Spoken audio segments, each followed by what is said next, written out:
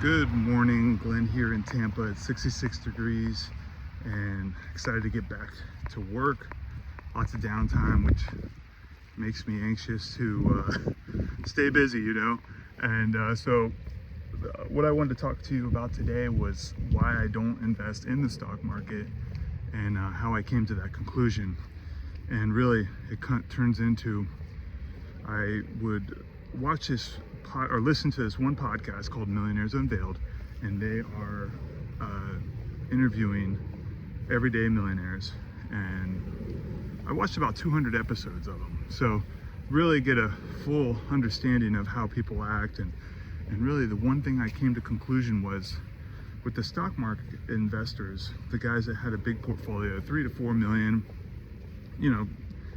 they had a different way or a different approach on their finances, and really they were always looking to save money, and which isn't the worst thing, but at the same time they were always afraid to lose the nest egg, and it just creates unnecessary stress, in my opinion.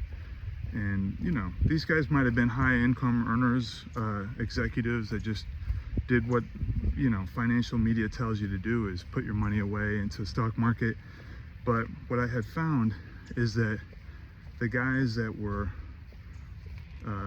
business owners and real estate operators, these are guys that were living a little bit more abundant life.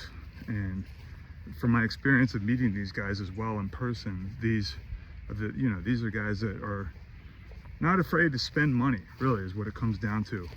And my experience personally is just, I wanted to save as much as I could, and I was always afraid of losing my job.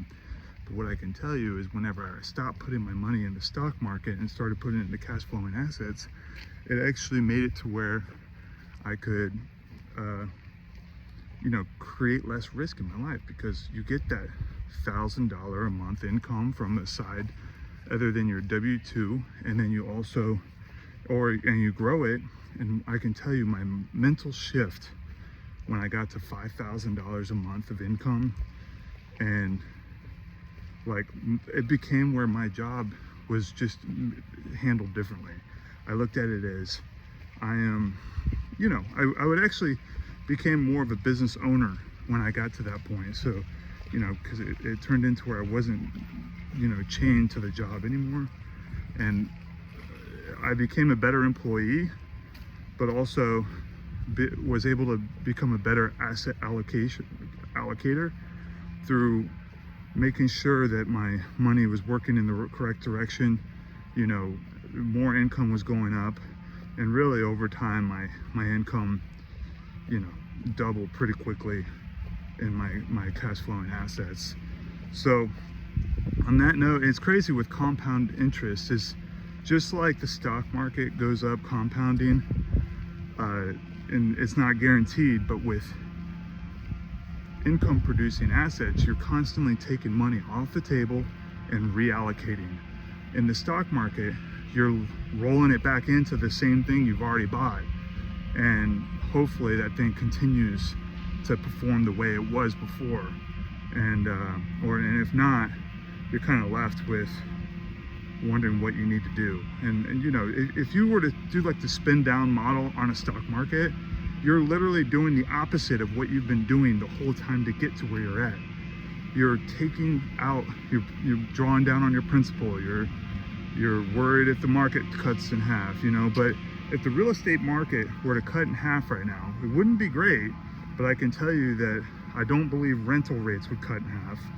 And with businesses, you just have to stay lean, keep your overhead low, but at the same time your income can still be there while you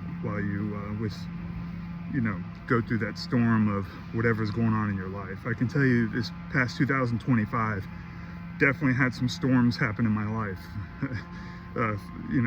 literally and figuratively, and just grateful to have enough bandwidth and savings rate through my cash flow that I was able to, be able to continue to operate and pay all my bills and also thrive. And on that note, You guys have a wonderful day. I know that it's going to be a short week this week with the New Year's Eve, and have a happy New Year. Thanks.